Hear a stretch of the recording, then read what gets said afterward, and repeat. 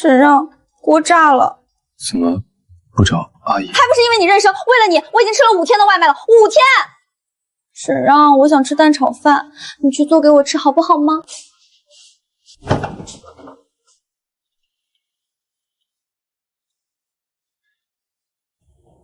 去洗脸。好吃，好吃，好吃。沈让，你怎么不吃？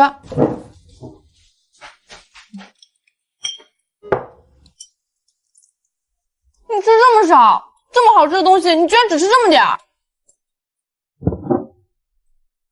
剧情改处里提过，男主有严重的厌食倾向，不止厌食，再这样下去，他会营养不良，引发一系列并发症。女人，你得想想办法。从那以后，沈让真的开始做饭了，而且每次都是2人份。沈让，你怎么这么好？没有，顺便。行，那至少你是想着我的。沈让，你怎么什么都会做啊？沈让，这个红烧肉绝了！你要是开饭店，我一定天天去。沈让，今天还能见到你吗？沈让，今天你回主卧睡吗？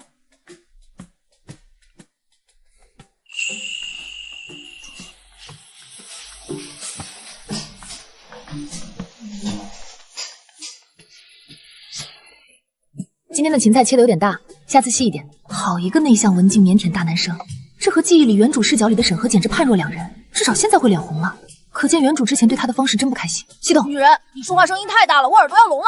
你说原主对男主很差吗？岂止是差，原主不仅诬陷沈让偷她项链，还给男主说是为了宋家的钱，让他不要有非分之想。简直是太可恶了！我现在穿到他之前，身上不得都算到我头上了吗？那我之后还怎么感化他？女人，你的维持的就很错了，你需要等到真的女主出现之后再离开他，反正就一人。反正我也只是一个恶毒女配，等到真的女主出现之后，我拿着我的1000万潇洒。沈让，我不吃芹菜，下次不要再放了。再放！喂，女人，男主抑郁值上涨10%个点了，你是不是没好好看我给你的原书啊？男主高中被配角欺凌打断的过手，你现在还在他面前说什么手打断刺人，你想干嘛？我跟你说，女人，男主要是完了，这世界就不复存在了，你也完了。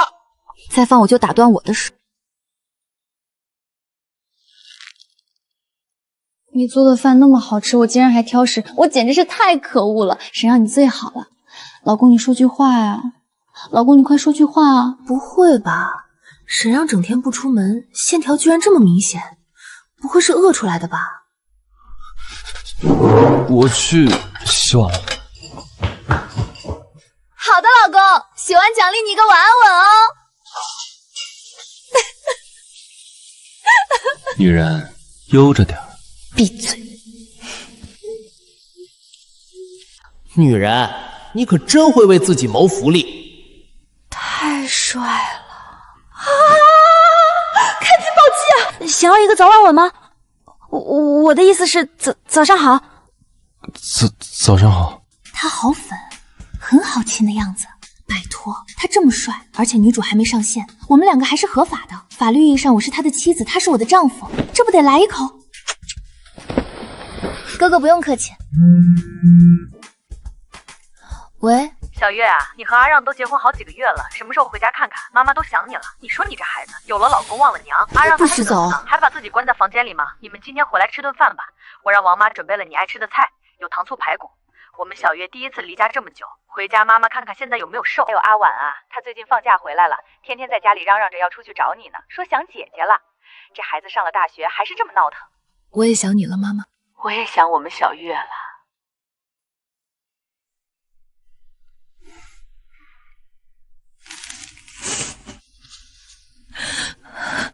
妈，我很好，阿让也很好，他就在旁边呢。他也想你了，我们晚上就回去看你。好，我在家等你们回来，路上开车小心点儿。你听到了，晚上我们一起回去。对不起。为什么这么说？我知道你不想回去，但是我还是答应了妈妈说回去。没关系，反正迟早也要回去。那你待会儿到了，要是有什么不舒服的地方，记得告诉我。要是你想回家了，就给我说，我们直接麻溜的走。好。阿让，你说我今天好看不？好看，不化妆都很好看。你说什么？我没听清。没什么，我说你的衣服很好看。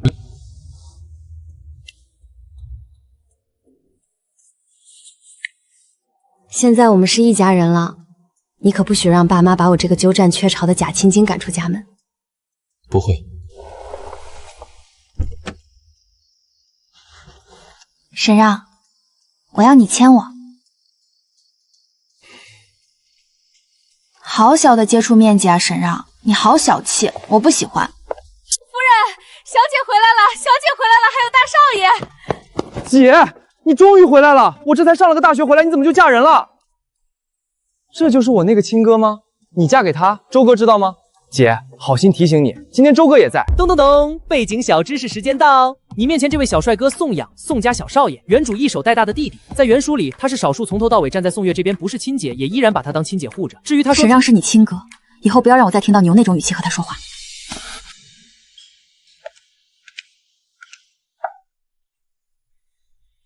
小月来了，快坐快坐，阿让也坐。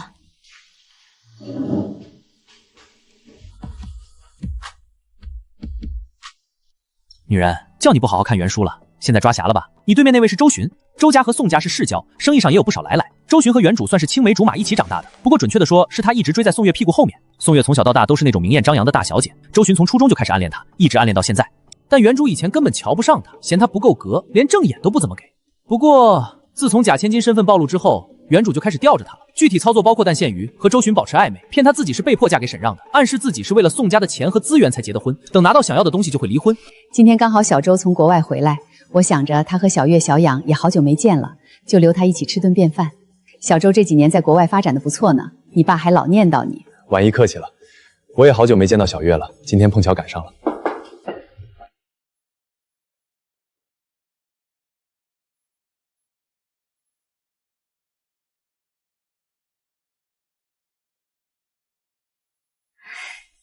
谢谢老公。小月，你最喜欢的牛排，王妈特意做的。我记得你小时候天天吵着闹着要吃牛排。谢谢周巡哥，不过我现在不喜欢吃牛排了，周巡哥还是自己吃吧。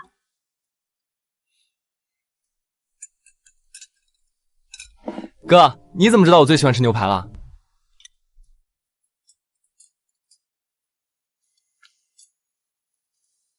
那就给你吃吧。小月，来跟妈妈说说话。你结婚这么些天都没怎么回来，妈妈有好多话想问你呢。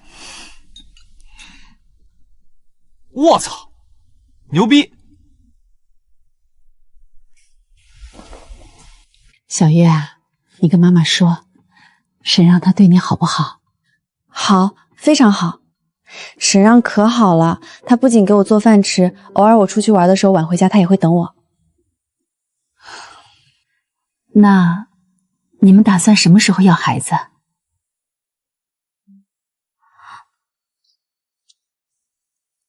生，马上生。我就是问问，也不用那么赶，还是等沈让那孩子的病好点再说吧。他之前不在我们身边，吃了很多苦。你爸呢？你也知道，我也不知道怎么和他相处。他回来这么久，上次因为一点小事就训了他一顿，训完又后悔，半夜一个人在书房里坐了好几个小时。他小时候我不在身边，不知道他吃了多少苦。我想补偿，但不知道从哪里下手。他好像不需要我做什么。妈，有件事我想跟你说。什么事？之前是我不好，我怕你们认回沈让以后赶我走，所以故意诬陷他偷了我的项链。报告，又给原主背锅了。原主折腾了80多章，全靠这二老的偏爱在续命。他想要修复沈让和宋家的关系，这个谎言迟早要结。原来是这样。傻孩子，你怎么会这样想？不管未来我有多少个孩子，都不会影响你是我的孩子，毕竟你是我亲手带大的。天杀的，原主到底是怎么想的？在这么有爱的家庭里面，还能长成那么畸形的性格？我们月亮什么性子，我最清楚不过。你就是从小被宠坏了，心不坏的。那件事过去就过去了，以后不要再提了。月亮，原主的小名。宋月，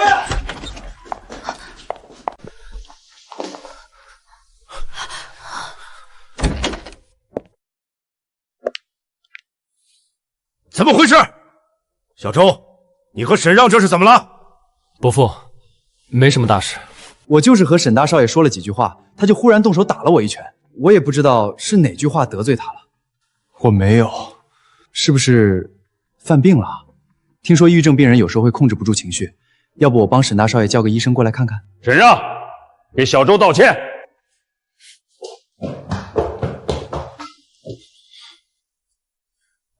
周巡，爸，沈让得的病是抑郁症，不是狂躁症，不会随意打人。如果沈让真的动手了，那只能说明那个人该打。而且你难道就只听周巡一个人说，怎么不听阿让说呢？周巡说阿让突然打了他你就信，为什么阿让说他没有你就不信？老宋，你这么凶对孩子干什么？今天本来就是因为想小月和阿让才让他们回来的，你现在这样是什么意思？阿让，你别介意，你父亲他就是这种脾气，他不是故意的。爸妈，我身体不舒服，和沈让先回去了。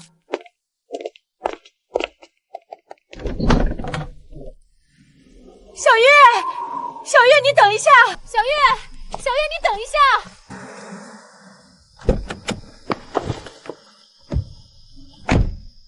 开车。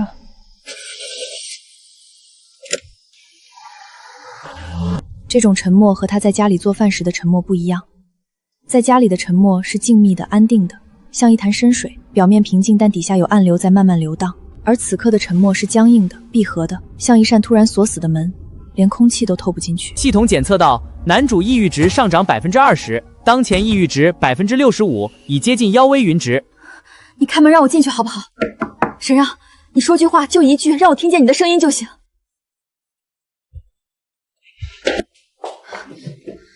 他知道这扇门的构造和主卧一样，搬进来的时候他特意检查过，因为担心沈让的病情，他提前把所有房间的锁都换成了不能反锁的款式，并且私藏了所有门的备用钥匙。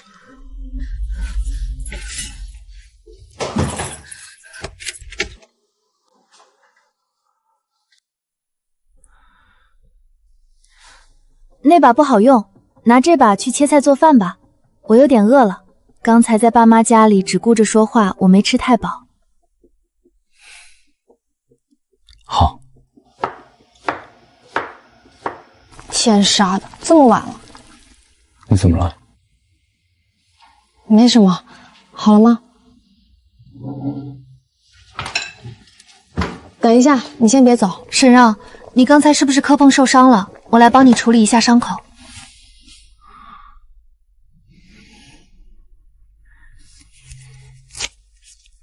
是我先出手的，对方伤的比我更重。弟弟上初中的时候，经常和高年级同学打架，每次打完架回家都是一身伤。我一边给他擦药，一边骂他，弟弟就梗着脖子不服气地说：“姐姐我更厉害，他伤的比我重。”他半长的领口，锁骨下方的淤青，苍白的皮肤，还有他抬头看我时睫毛微微颤动的样子。停，不能再想了。宋月，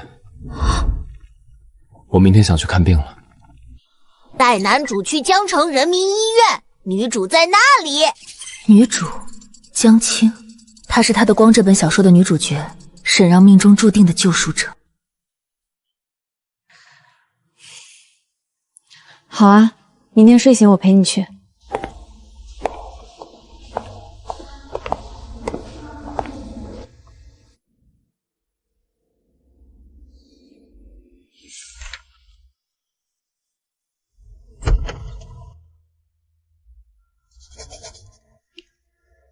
沈先生，女人，女主上线了，任务完成进度达到80%。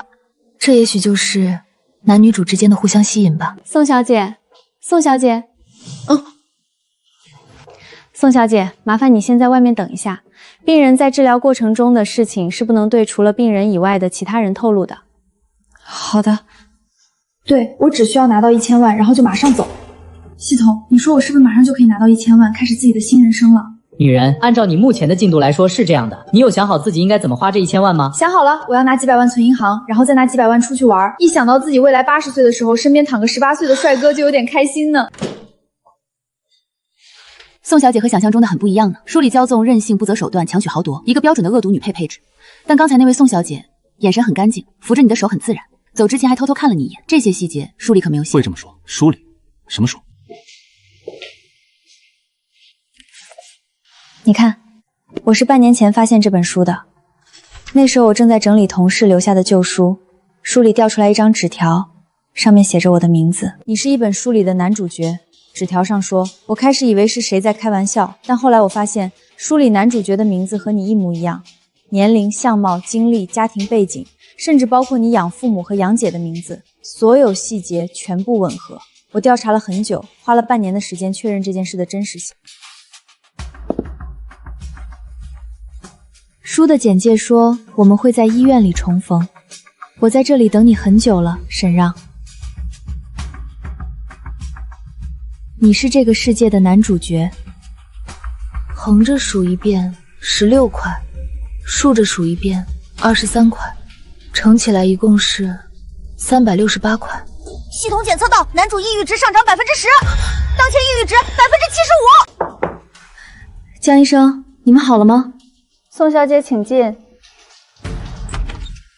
新增角色提醒：顾一，反派男配，神经外科副主任医师，女主江青的青梅竹马兼同事。在原书设定里，他是陪伴女主长大的守护者，也是男主在感情上的主要竞争对手。简单来说，就是男主的头号情敌。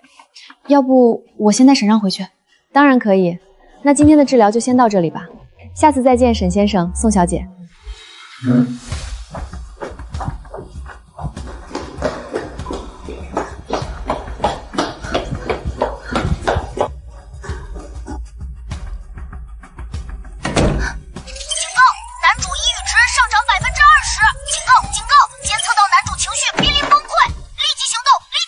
沈让，你非要这样自我放弃折磨自己吗？你想让我每天都活在愧疚里吗？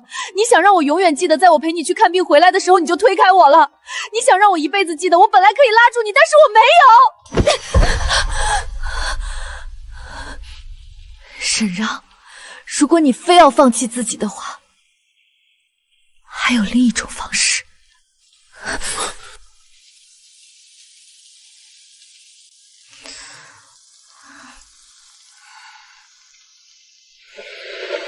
腰酸死了。我不要太阳，我要送月亮。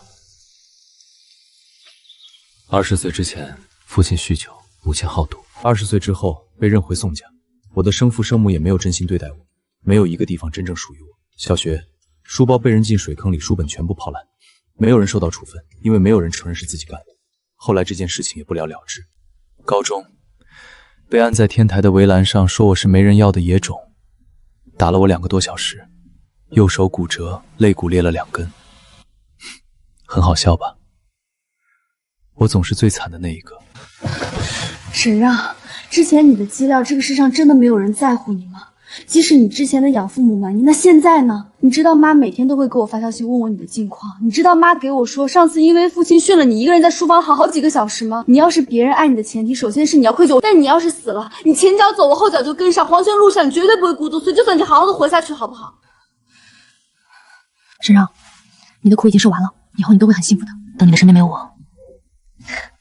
生活的作家总喜欢欲扬先抑，先让你到谷底，再让你登上顶峰。那句话怎么说来着？必先苦其甜制，劳其筋骨，欲意先扬的那家伙才是最坏的。先把你捧上天，再让你摔下来，摔得粉身碎骨。天之娇女跌落尘埃，譬如结局的宋月，也譬如她。沈让，你以后的世界会很灿烂，阳光盛大，万物生长，所有你现在失去的，将来都会有人替你补回来。那你呢，宋月亮？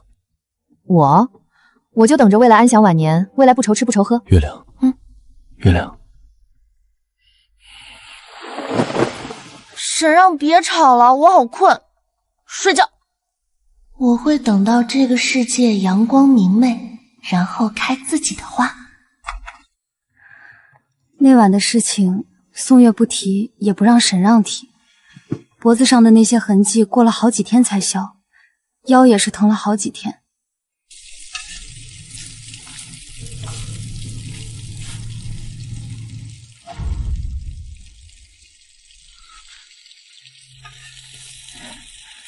从那以后，沈让的病情开始慢慢好转。那天在医院，江青给沈让说了什么，沈让回来一个字都没有提，秉持着不打探的原则，也是一句都没有多问。想着自己这个恶毒女配，总不可能去打探正宫和男主说了什么吧。后来沈让可以独自出门了，宋月一想也是好事儿。阿让，你回来的时候能不能给我带个手抓饼？我觉得那个大叔的手抓饼好香。手抓饼没营养，等我回来我给你做。行啊，阿让，你怎么这么厉害，什么都会做？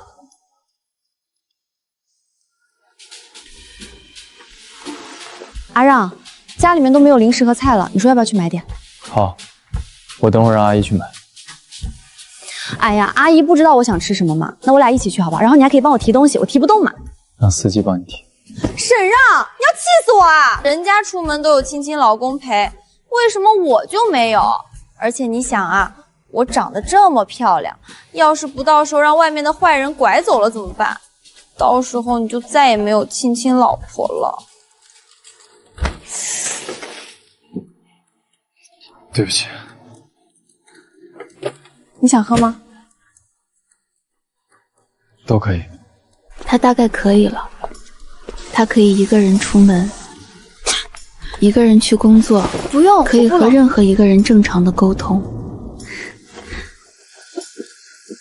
他开始走袁叔为他铺好的路。沈让开始着手创建一家公司，名字叫逐月科技。逐月什么鬼？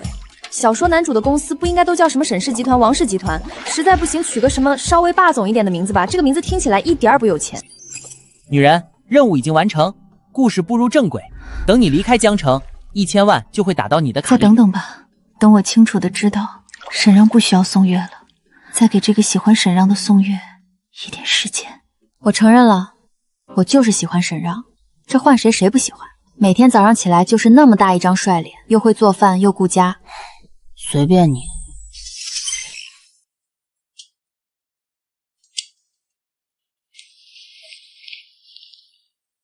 什么片子？爱情片。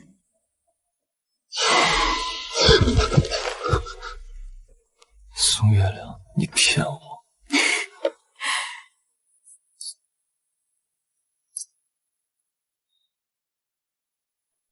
嬷嬷就不怕了。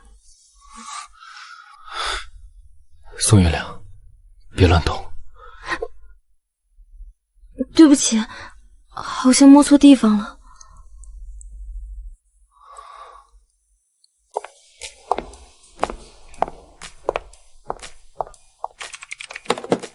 沈太太，沈总正在18楼开会，我带您上去。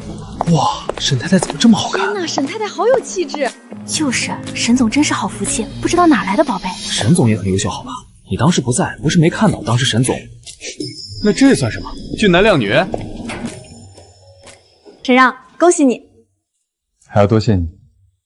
该死的沈让，抑郁症好了就不要安全的社交距离了是吧？我当然知道是怎么回事。自从女主上线以后，我忍着生理性不善把袁叔恶普了好几遍，连番外里的养娃日常都没跳过，猜都不用猜。明明在心里默念了10000遍男主是女主的沈让是江青的，可当亲眼看到那幅和谐的画面时，一步一步走向好委屈，我还想哭。明明自己对沈让也很好啊，也不差啊。哦，因为现在的自己是宋月，是哪个之前陷害过沈让的？沈让在痊愈之后没有把自己扫地看门，自己就已经需要谢天谢地了。现在这样还奢求什么呢？系统，我要结算任务奖励了。女人，你终于想明白了。我现在只想离开这个城市，离开这本见鬼的小说，去过属于我自己的、不被任何作者定义的生活。系统，我制造了一场假的车祸，不是真的车祸，我并没有受伤，也不会疼痛，但我就可以借此机会成为全新的宋月亮。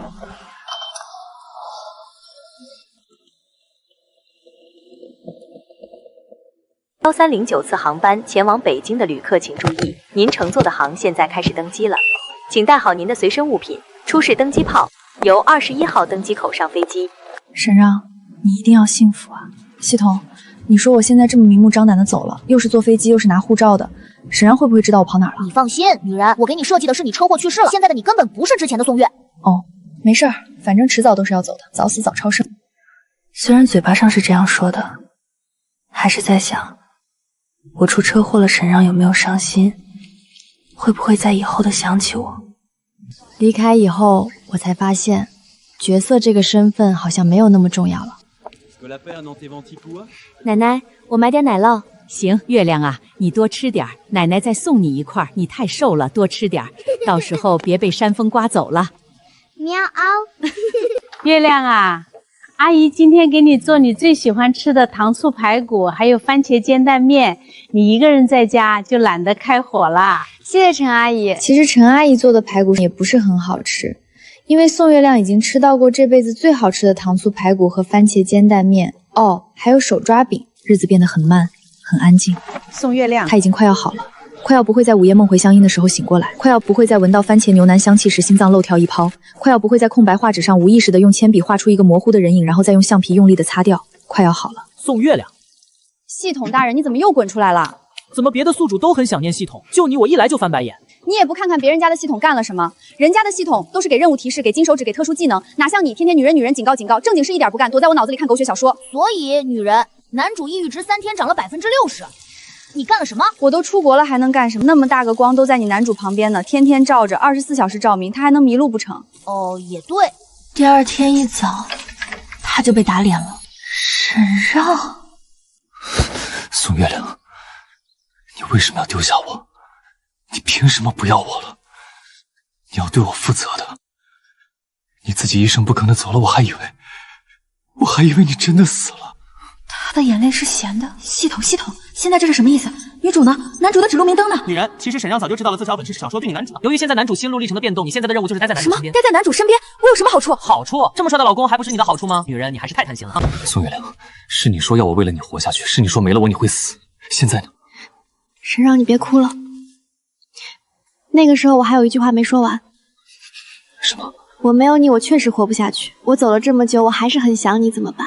每次看到吃的就想到你站在厨房给我做饭，然后还骗我说是顺便的时候，一想到你未来会和江青结婚，我就难过的要死。我难过了这么久，你现在是不是应该补偿我一下？我补偿你，不应该是你补偿我吗？宋月亮。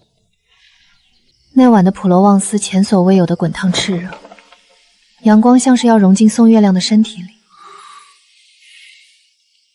沈让，愿你此生得人善待，有人爱也有人爱。所以当时不是我真的想要离开你，我是被逼无奈。而且当时我在你公司看见你和江青有说有笑的，我就以为你不需要我了。我什么时候和江青有说有笑了？就那天啊，我去你们公司给你送饭，看见你和江青有说有笑，还握手来着。宋月亮发誓，这绝对是第一次在沈让的脸上看到这种表情。江青之前跟我说过，我和他都是一本小说的男女主，说我和他就应该在一起。但是我也是人，有我自己的想法和思维，不能一概而论。凭什么我就一定要按照别人给我写好的剧情走？我以前怨恨过，为什么我会过得那么痛苦？但是现在我知道了，我之前的那些苦难全都是作者赋予我的，不是我的原因。再来你来了，我在你眼里看到了星星，那个时候我就知道，你已经不是原来的宋月了。宋月亮，我喜欢你，是在故事之外，是在规则之外两个人的相爱。感情这种东西本就不应该被拘缚着。你以后要是还有这样的事情，你可以告诉我吗？我们一起来解决。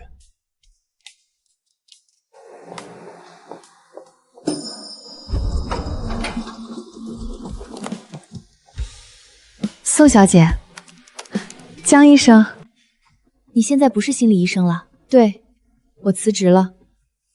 为什么？作者好像只赋予了我一种能力，救赎沈让。12岁那年，我就知道了作者的存在。在我房间的书桌抽屉里，发现了一本没写完的手稿，上面写着我的名字、我的年龄、我的家庭背景，还有我未来要遇到的人，一个叫沈让的抑郁症患者。手稿里写，我会治好他，会成为他世界的光，会和他相爱，生2个孩子。你还没过完自己的人生，就已经有人节育，你要爱他多久？怎么爱？爱完之后生几个孩子？我一开始抗拒过。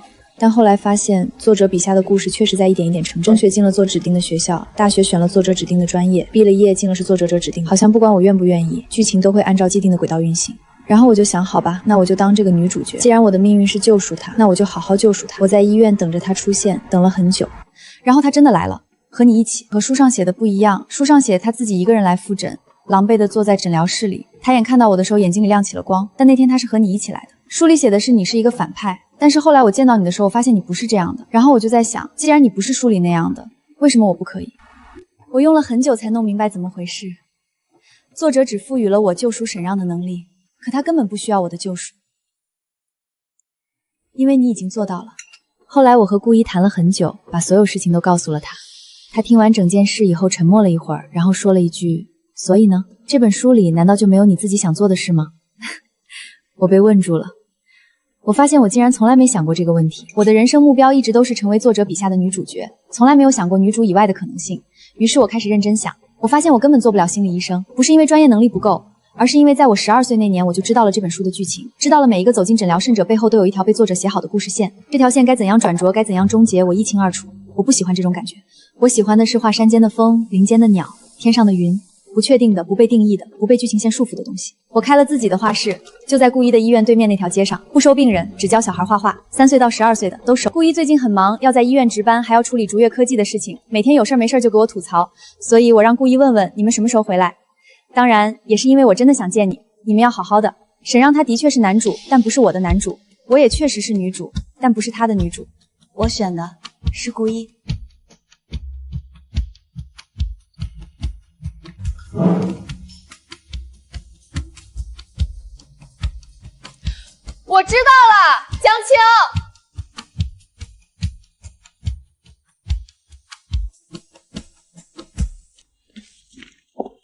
怎么了？沈让，我刚才在楼下遇到了江青，她说她不是女主了，她说她要当她自己，她说她12岁就知道了自己是书里的女主角，知道作者安排她要救赎你，爱上你，和你在一起。她说作者赋予了她救赎你的能力，但你需要的人不是她。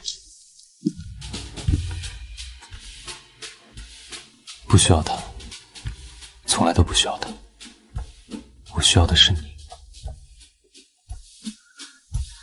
你在宋家替我挡周巡的质问的时候，你半夜举着菜刀冲进我房间，说要我做饭给你吃的时候，你给我一巴掌，哭着鼻子给我说不准死的时候，我就已经不需要任何别人了。宋月亮，我的病不是因为女主才好的，是因为你，所以从来就没有谁会抢走我，因为我一直都是你的。